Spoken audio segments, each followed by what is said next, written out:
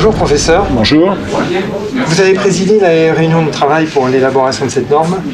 Êtes-vous satisfait par ce qui a été mis en place? On est satisfait par ce qui est mis en place jusqu'à maintenant, c'est-à-dire qu'il y a une norme qui était en 3 parties. On a déjà travaillé sur la partie de la cigarette électronique sécurité générale, sur la partie au liquide, et puis il nous reste encore un peu de travail sur les émissions de vapeur qui sortent du couple cigarette électronique liquide, qui sont plus complexes.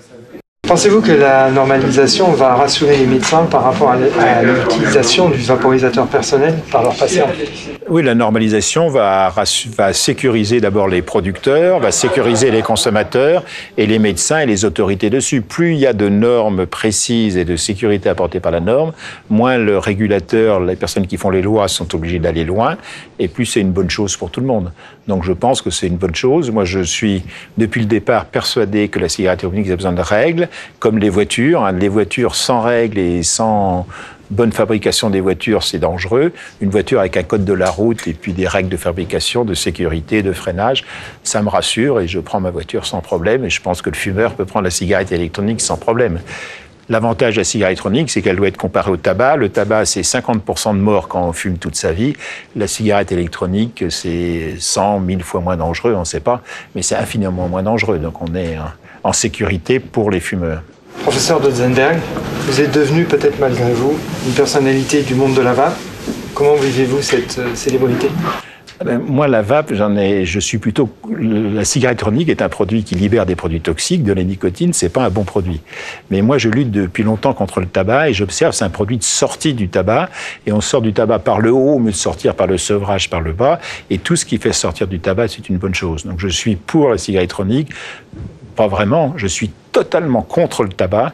Et le tabac, c'est un moyen de sortir de la cigarette électronique. Et ce qui me fait plaisir en France, c'est que les acteurs français de la vape, que ce soit les producteurs et les utilisateurs, sont vraiment à fond pour bien séparer ce qui est tabac et ce qui n'est pas tabac. Et on a vu récemment des offensives des cigarettiers pour mettre en France des cigarettes électroniques qui ressemblent à des cigarettes de tabac avec la petite lumière faite pour mettre dans le paquet de cigarettes avec seulement des liquides à haut dosage et pas de possibilité de diminuer le dosage. Ça, c'est la cigarette électronique qui est utilisée pour faire rester dans le tabac, alors que la cigarette électronique, pour moi, a pour intérêt massif de faire sortir les fumeurs du tabac. Et j'ai ouvert une consultation de cigarettes électroniques à la Pitié-Salpêtrière, où je vois les gens sont contents. C'est un moyen, un nouvel outil de sortir du tabac et de sortir par le plaisir, sans avoir envie du sevrage, entre guillemets. Et le seul message que je peux donner aux vapoteurs, si vous vapotez et vous fumez, arrêtez le tabac vous tue. La vape, on discute de micro-détails, etc. Mais c'est pas dans une voiture les freins qui tuent, c'est pas la ceinture de sécurité, c'est de pas avoir de frein, pas avoir de ceinture de sécurité. D'autant plus que dans le comportement plutôt habituel qu'on a vu, c'est que la personne qui passe à la vape va baisser petit à petit son taux de nicotine.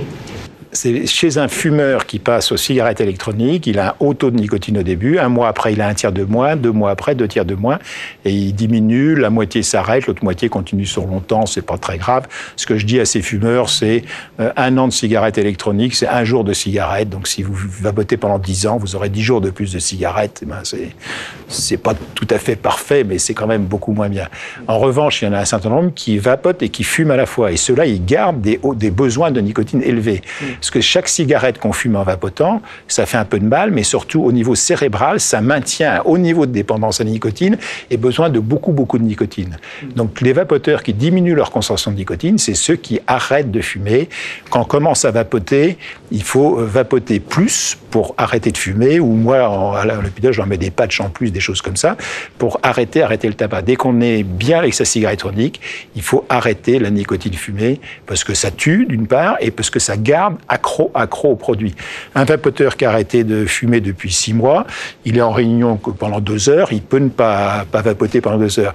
Les premiers mois, il faut, le laisser vapoter en permanence, qu'il en a besoin de sa dose de nicotine très élevée. Professeur Dotzenberg, je vous remercie beaucoup. Merci.